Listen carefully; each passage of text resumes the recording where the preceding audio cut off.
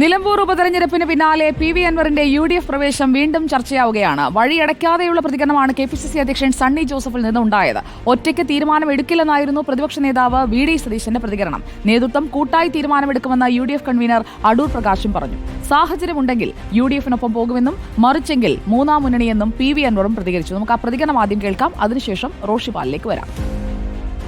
ഈ അൻവർ വലിയ രീതിയിൽ വോട്ട് അവിടെ പിടിച്ചിട്ടുണ്ട്. അത് പരിശോധിക്കേണ്ട വിഷയമാണ്. അവിടുത്തെ ഇലക്ഷൻ കമ്മിറ്റിയാണ് ആരുടെ വോട്ടാണ് എന്നത് പരിശോധിക്കേണ്ടത്. അവിടുത്തെ ഇലക്ഷൻ കമ്മിറ്റി ഡീറ്റെയിൽ ആയിട്ട് ഡിസ്കസ് ചെയ്യേണ്ട കാര്യം തന്നെയാണ്. 15,000-ഓളം അതൊക്കെ അത് സമയത്ത് ആലോചിക്കും. ഒരു തീരുമാനവും ഞാൻ ഒറ്റയ്ക്ക് എടുക്കുന്ന തീരുമാനമല്ല, UDF ആണ് തീരുമാനം എടുക്കുന്നത്, VD സതീശനല്ല. ആ UDF എടുത്ത തീരുമാനങ്ങളെല്ലാം ശരിയായിരുന്നു എന്നാണ്, അതിനെ അടിവരയിട്ടാണ് അവിടുത്തെ ജനങ്ങൾ തന്നിരിക്കുന്നത്. ഇല്ല, അത്തരം കാര്യങ്ങളൊക്കെ ഞാൻ ഒറ്റയ്ക്ക് പറയേണ്ട കാര്യങ്ങളല്ല. അത് UDF-മായി ചർച്ച ചെയ്തുകൊണ്ട് UDF-ലെ മുതിർന്ന നേതാക്കന്മാരുണ്ട്, ആ നേതാക്കന്മാരുമായി ഒക്കെ ചർച്ച ചെയ്തുകൊണ്ട് തീരുമാനമെടുക്കേണ്ട കാര്യങ്ങളാണ്. ഈ വിഷയത്തിൽ പരിഹാരമുണ്ടാക്കത്തക്ക രീതിയിലുള്ള ഇടപെടൽ വരുന്ന ആളുകളിൽ ഉണ്ടാക്കാൻ തക്ക നിലപാട് UDF സ്വീകരിച്ചാൽ ആ UDF-നോടൊപ്പം മുന്നോട്ട് പോകാനുള്ള സാഹചര്യമുണ്ടെങ്കിൽ മുന്നോട്ട് പോകും. അല്ലെങ്കിൽ ഇവിടെ ഒരു ജനകീയ മൂന്നാമത്തെ മുന്നണി ഈ വിഷയങ്ങൾ ഉയർത്തിക്കൊണ്ടുവന്ന് ഞങ്ങൾ മുന്നോട്ട് പോകും. റോഷിപാൽ നമുക്കൊപ്പം ചേരുന്നു വിലയിരുത്തലുമായി. റോഷിപാൽ, നിലമ്പൂരിലിറങ്ങി നിലമ്പൂരിന്റെ മണ്ണും മനസ്സും തൊട്ടറിഞ്ഞാണ് റോഷിപാൽ നിൽക്കുന്നത്.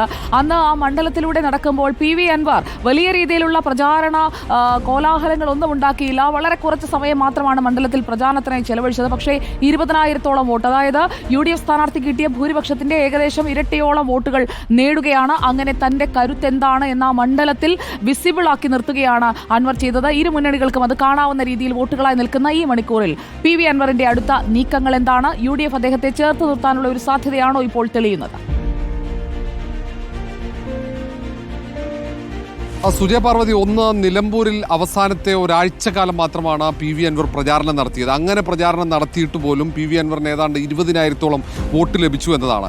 നേരെ മറിച്ച് മറ്റ് മുന്നണികളൊക്കെ നടത്തിയതുപോലെ 3 ആഴ്ചക്കാലം പ്രചാരണം നടത്തിയിരുന്നെങ്കിൽ ഒരുപക്ഷെ ഇതിനേക്കാൾ വോട്ട് വർദ്ധിച്ചേനെ എന്ന വിലയിരുത്തലടക്കമുണ്ട്. അതിനപ്പുറത്തേക്ക് ഇനി തദ്ദേശ തെരഞ്ഞെടുപ്പും പൊതു തെരഞ്ഞെടുപ്പൊക്കെ വരാനിരിക്കുകയാണ്. പി വി അൻവറിനെ അതുകൊണ്ട് തന്നെ ഒപ്പം ചേർക്കണമെന്ന അഭിപ്രായം കോൺഗ്രസിനകത്തും UDF-നകത്തും ശക്തമാണ്. നേരത്തെ നമ്മൾ കണ്ടതാണ്, നിലമ്പൂരിൽ തെരഞ്ഞെടുപ്പ് പ്രഖ്യാപിച്ചതിന് തൊട്ടു പിന്നാലെ തന്നെ പി വി അൻവറിനെ UDF-ൽ ഉൾപ്പെടുത്തണമെന്ന അഭിപ്രായം പ്രധാന ഘടകകക്ഷിയെ മുസ്ലിം ലീഗ് ശക്തമായി ഉയർത്തി.